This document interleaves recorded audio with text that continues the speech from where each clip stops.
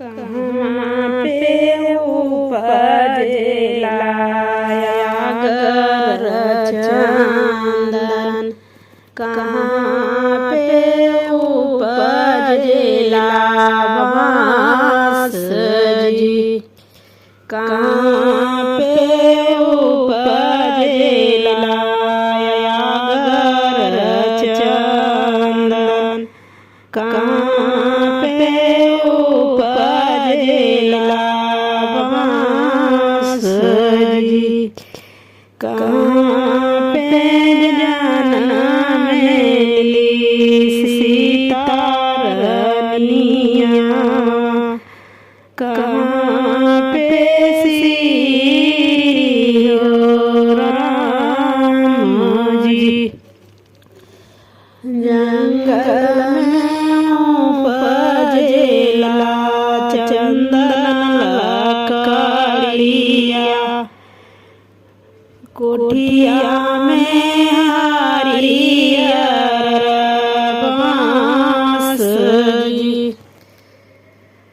जंगल में उपजेला अगर चंदन, कोठिया में हरियर बांस जी।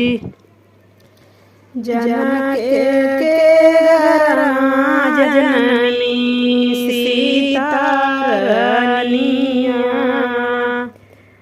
दशरथ के घर श्री राम जी, जनक के घर जननी सीता रानिया, दशरथ के घर जननी राम जी। काहू करना जननी सीता रानिया, काहू करना श्री राम जी, काहू करना जननी सीता रानिया, काहू करना श्री राम जी।